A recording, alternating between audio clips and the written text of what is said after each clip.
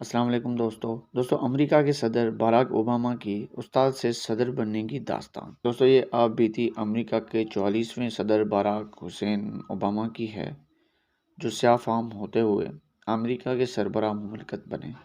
ایسی سرزمین جہاں چند دہائیوں پہلے سیاہ فام کو انسان بھی نہیں سمجھا جاتا تھا، جہاں انسانی تاریخ کی بدترین غلامی عروج پر تھی، جہاں 1963 سے پہلے سیاہ فام کمیونٹی کو ووٹ کا حق بھی حاصل نہیں تھا، وہاں افریقن امریکی شہری کا امریکہ کا صدر بننا ایک حقیقی معنوں میں انقلاب ہے۔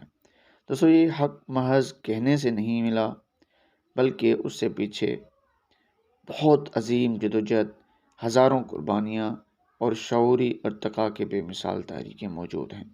دوستو ابراہیم لنکن وہ پہلے امریکی لیڈر تھے جنہوں نے صدر منتخب ہوتے ہی 1864 میں صدارتی فرمان کے ذریعے غلامی کے خاتمے کا دستوری قدم اٹھایا، جس کے نتیجے میں بالآخر انہیں اپنی جان کی قربانی بھی دینا پڑی۔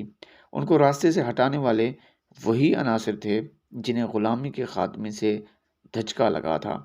یہاں سیاہ فاموں کے عظیم leader Martin Luther King Junior چمکتے سورج کی طرح تاریخ کے سنہری اوراق میں جگمگاتے رہے۔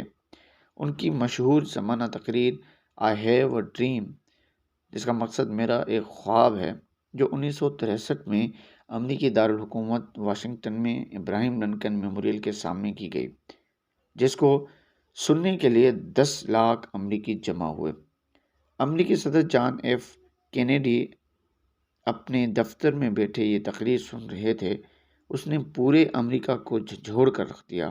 انہوں نے امریکی قوم کو مخاطب ہو کر فرمایا، میرا خواب ہے کہ ایک روز میرے بچے ایک ایسے امریکہ میں رہیں گے جہاں انہیں اپنی جلد کی بنیاد پر نہیں بلکہ اپنے کردار کی بنیاد پر رکھا جائے گا۔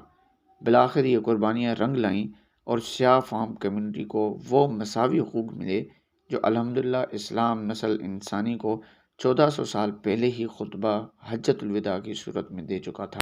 مسٹر باراک اوباما کے والد اوباما سینئر کا تعلق کینیا سے تھا، جو مسلم پی ایچ ڈی اسکالر تھے۔ ان کی والدہ خالص امریکی تھیں، جو انتہائی پڑھی لکھی خاتون تھیں۔ مسٹر اوباما اپنی کامیابی کا کریڈٹ اپنی ماں کو دیتے ہیں۔ ان کا ماننا ہے کہ مجھے خود کو دریافت کرنے میں میری ماں نے بڑا اہم رول ادا کیا۔ انہی کی گائیڈنس سے میں نے لاء کا کیریئر جوائن کیا۔ وہ اعتراف کرتے ہیں کہ انہیں سیاہ فام کمیونٹی کا فرد ہونے کے ناطے بے شمار مسائل کا سامنا کرنا پڑا۔ وہ خود سفید فام شدت پسندوں کے جسمانی اور نفسیاتی حملوں کا شکار ہوئے۔ اسی احساس محروم کے خلاف بگ پکچر میں حقوق کی لڑائی لڑنے کے لیے انہوں نے سیاست میں آنے کا فیصلہ کیا۔ یہ کہانی شکاگو لاء کالج سے شروع ہوئی، جس میں ایک دن انہوں نے اپنے کلی نفسیات کے استاد کے سامنے اقرار کیا کہ میں نے امریکہ کا صدر بننے کا شعوری فیصلہ کر لیا ہے۔ تو ان کے دوست نے ان سے پوچھا کہ مجھے اپنی کوئی 2-3 خوبیاں بتاؤ جس کی وجہ سے تمہارے اندر امریکہ کا صدر بننے کا یقین پیدا ہوا۔ تو مسٹر اوباما ان سے مخاطب ہوئے اور ان کو بتایا کہ میں نے آج تک کسی کو کوئی دھوکہ نہیں دیا۔ میں جو فیصلہ کرتا ہوں پھر اس میں وقفہ نہیں آنے دیتا۔ میں بدترین حالات میں بھی امید کا دامن تھامے رکھتا ہوں۔ میں انسانوں کی نفسیات سمجھتا ہوں۔ میرا ماننا ہے کہ شعوری ارتقاء میں طاقت ہوتی ہے جو اسٹیٹس کو یعنی ڈارک فورسز کی دیواروں میں سوراخ کر سکتی ہیں۔ مجھے تنقید کے تیر حق کے راستے سے ہٹا نہیں سکتے، کیونکہ میں ہمیشہ حق کو رہا ہوں۔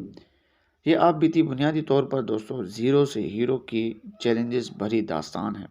یہ دنیا کے ان تمام انسانوں کے لیے سبق ہے جو خود کو بدل کر زمانے کو بدلنا چاہتے ہیں۔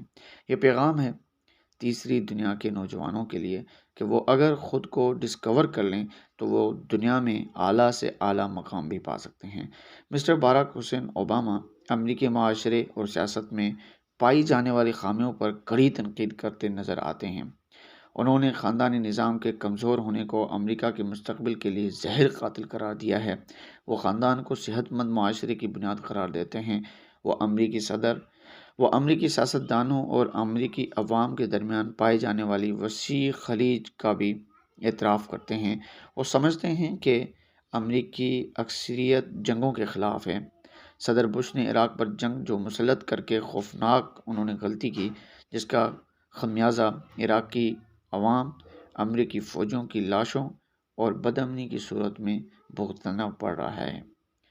وہ انصاف پر مبنی گورننس، رول آف لا، شعوری ارتقاء اور ریسرچ اینڈ ڈیولپمنٹ کو معاشروں کی روح قرار دیتے ہیں۔ ان کا ماننا ہے کہ اگر امریکی سیاستدانوں نے عوامی فلاح کو ترجیح نمبر 1 نہ بنایا تو جلد ہی ہم اپنے ملک کے اندر ہی بے ترتیبی اور بے روزگاری اور عدم استحکام دیکھیں گے۔ وہ حقیقی جمہوری روایات کے خواہاں ہیں۔ وہ ڈکٹیٹرشپ کو کینسر سمجھتے ہیں۔ وہ چاہتے ہیں کہ امریکہ پہلے کی طرح ڈریم لینڈ بنے، جس میں پوری دنیا سے آنے والوں کو وارم ویلکم کیا جائے۔ وہ انٹرپرینورشپ کو ترقی کی روح قرار دیتے ہیں۔ وہ سمجھتے ہیں ہمیں اب امن کے لیے فوجی طاقت سے آگے کا سوچنا ہوگا۔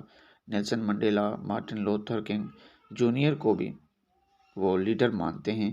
ان کا مشہور قول ہے کہ اللہ پاک نے کائنات میں سب سے قیمتی خزانے انسانی دماغ، ہیومن مائنڈ میں رکھے ہیں۔ تو اس لیے دوستوں میں کہتا ہوں کہ سیکھنا ہر ایک سے ہے۔ سیکھو اور آگے بڑھو تاکہ آپ بھی ترقی کر سکو۔